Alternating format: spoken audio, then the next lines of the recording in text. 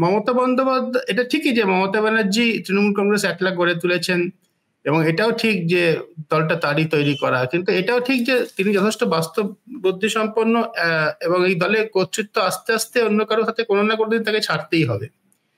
এবং এই ধরনের দলে যে হয়, শেষ পর্যন্ত আমি অমলের সঙ্গে একমত, তিনি অভিষেক বন্দ্যোপাধ্যায়ের হাতেই খুব সম্ভবত ছাড়বেন, খুব সম্ভবত। তো এখন কি বলা যায় না কে কি করবেন, খুব সম্ভবত তাই ছাড়বেন, কারণ এই ধরনের দলে তাই হয়ে থাকে, কোনো ব্যতিক্রম তো আমরা দেখিনি। কাশিরামের থেকে মায়াবতীর উত্তরাধিকার পাওয়া বহুজন সমাজ পার্টি, সেটা একমাত্র ব্যতিক্রম, কিন্তু মায়াবতী প্রায় কাশিরামের কন্যা তুল্যই ছিল, এবং কাশিরামের নিজস্ব কোনো সেই অর্থে পরিবার ছিল না। বিএসপি তো এখন মানে সেকেন্ড ম্যান হচ্ছে মায়াবতী যেভাবে পেয়েছিলেন সেটাই সামান্য ব্যতিক্রম হতে পারে, তাছাড়া এই ধরনের দলগুলো এই হয় আর কি। কিন্তু একই সঙ্গে আমি গৌতম দল এই পর্যবেক্ষণের সঙ্গে সম্পূর্ণ একমত যে মমতা ব্যানার্জি প্রবলভাবে একজন কি বলবো অহমিকা সম্পন্ন একজন মানুষ। যেভাবে অভিষেক বন্দ্যোপাধ্যায় দলের নেতৃত্ব আস্তে আস্তে মানে দখল করছিলেন, বিশেষ করে দলের সংগঠনগত বিষয়ে যে সমস্ত সিদ্ধান্ত নিচ্ছিলেন, স্পষ্ট ইঙ্গিত পাওয়া যাচ্ছিল মমতা ব্যানার্জি পছন্দ করছেন না। এই যে নারায়ণ গোস্বামী, হুমায়ুন কবির, মদন মিত্র, এদের নাম করে করে ধমকাচ্ছেন। মদন মিত্রকে এর মধ্যে মদন মিত্র একেবারে তার নিজের একেবারে সেই যুব কংগ্রেসের আমল থেকে 30 বছর আগের থেকে তার সঙ্গী, যখন মমতা ব্যানার্জি তৃণমূলও করেননি, যুব কংগ্রেসের হয়ে লড়াই করছেন, তখন প্রায় 40 বছরের 40 বছরের প্রায় সঙ্গী মদন মিত্র নাম করে গতকালের বৈঠকে মানে এমএলএদের বৈঠকে মদন মিত্র নাম করে তিনি এটা বুঝিয়েছেন যে যদি কাউকে তিনি ক্ষমা করেন মদন মিত্রকেই করবেন। হুমায়ুন কবির বা নারায়ণ গোস্বামী তারা অভিষেক বন্দ্যোপাধ্যায়ের বন্দনা করে ছাড় পাবেন না, এটা স্পষ্ট ইঙ্গিত দিয়েছেন। যেভাবে তিনি বলেছেন যে প্রত্যেককে এমএলএদের বলেছেন, এমএলএদের মাধ্যমে প্রত্যক্ষ নির্বাচিত জনপ্রতিনিধিদের মাধ্যমে তিনি দলটাকে একটু চালাতে চাইছেন। এই দুটোর মধ্যে তো মানে একটা গুরুতর তফাৎ আছে। এমএলএরা হচ্ছে প্রত্যক্ষ নির্বাচিত জনপ্রতিনিধি, মমতা ব্যানার্জি তাদের উপর বিশ্বাস করেন। অভিষেক বন্দ্যোপাধ্যায়ের মতো রাজনীতিকরা, তিনি একলা নন, তার মতো বহু রাজনীতিকই আজকাল মনে করেন যে আসলে রাজনীতিটা হচ্ছে এটা যথেষ্ট পরিমাণ ডেটা সংগ্রহ করে, যথেষ্ট পরিমাণ কম্পিউটিং ক্ষমতা প্রয়োগ করে তার বিশ্লেষণ করলে রাজনীতি হয়ে যায়। যে কারণে আইপ্যাকের মতো সংস্থা তো রমরমা, তারা তো আসলে কিভাবে কাজটা করছে, তারা মানুষের প্রত্যক্ষভাবে তারা ভোটারদের মন বোঝার চেষ্টা করছে, তাই তো নানা রকম সার্ভে করে ভোটারদের, দলীয় কর্মীদের মধ্যে সার্ভে করে তারা ঠিক করার চেষ্টা করছে যে কে জনপ্রিয় নেতা, কারা ভোটে দাঁড়ালে জিততে পারেন, কার ভাবমূর্তি ঠিকঠাক, এগুলো তারা সার্ভে করে বার করছেন। বার করে তারা অভিষেক বন্দ্যোপাধ্যায়ের মতো নেতাদের পরামর্শ দিচ্ছেন, সেই অনুযায়ী নেতৃত্ব ঠিক হচ্ছে। এটা হচ্ছে একটা ম্যানেজমেন্ট, কর্পোরেট ম্যানেজমেন্টের ধাঁচে দল চালানো। আর মমতা ব্যানার্জি যেভাবে চালিয়েছেন এতদিন, সেটা হচ্ছে টিপিক্যাল তার মতো রাজনীতিকরা যেভাবে চালিয়েছেন। এই 341টা ব্লক রয়েছে সারা পশ্চিমবঙ্গে, সারা রাজ্যে 341টা ব্লকের জন্য তিনি 3 জন করে নাম দিতে বলেছেন প্রত্যেক জনপ্রতিনিধিকে। কার কাছে জমা দিতে বলেছেন? অরূপ বিশ্বাসের কাছে, অন্য কারো কাছে কিন্তু নয়, যিনি হচ্ছেন আবারও এখন তার অন্যতম ঘনিষ্ঠ রাজনৈতিক সহযোগী। সব মিলিয়ে আমার কাছে এখন এই বার্তাই আসছে, আমি এভাবেই রিড করছি, মমতা ব্যানার্জি স্পষ্টতই নিজে সম্পূর্ণ নিয়ন্ত্রণ নিজের হাতে রাখতে চাইছেন। নিজের হাতে তিনি অন্তত আরো কিছুকাল রাখবেন, অন্তত সামনের বিধানসভা ভোটটা পর্যন্ত তো রাখবেনই।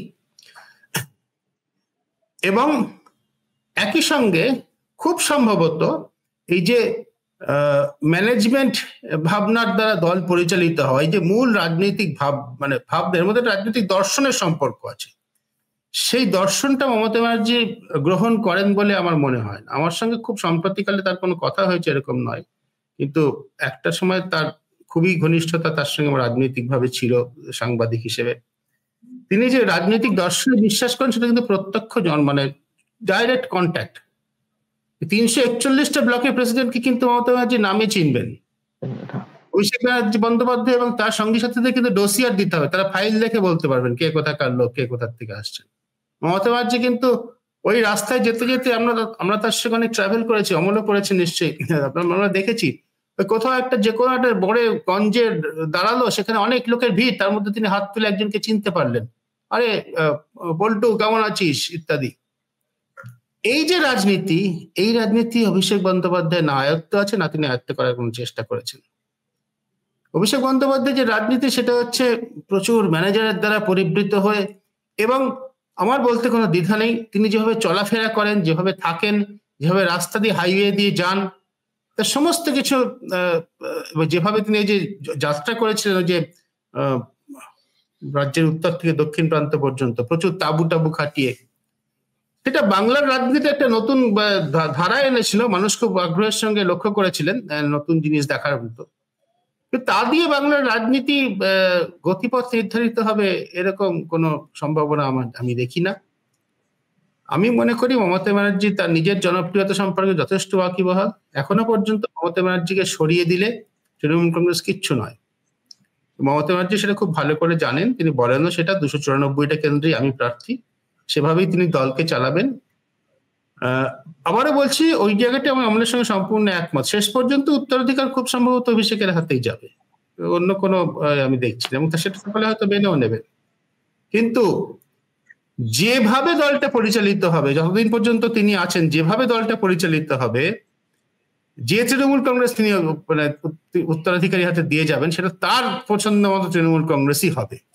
ম্যানেজমেন্টের শিক্ষার দ্বারা পরিচালিত, অঙ্ক করা তৃণমূল কংগ্রেস। অঙ্কের গুরুত্ব যে আমি লঘু করছি না, এবং মমতা ব্যানার্জির মতো ধুরন্ধর রাজনীতিবিদ, অত্যন্ত পোর খাওয়া, প্রচুর অভিজ্ঞতা সম্পন্ন এবং অত্যন্ত ক্ষুরধার রাজনৈতিক বুদ্ধি সম্পন্ন রাজনীতিবিদ, তিনি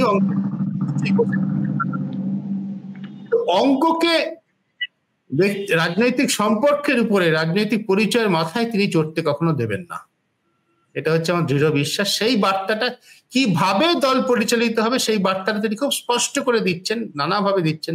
এই কথাটা গতকালের মিটিং এ এই কথাটা বারবার বলা, আমার কোনো পরিবার নেই, আমার কোনো পরিবার নেই, আপনারাই আমার পরিবার। এই কথাটা স্পষ্ট করে বারবার বলাই উদ্দেশ্য হচ্ছে যে পরিবারের মধ্যে কেউ মানে যাকে বলে পরিবারের মধ্যে পরিবারের মানুষ বলেই তিনি স্বতঃসিদ্ধভাবে দলের ক্ষমতা পেয়ে যাবেন তা নয়।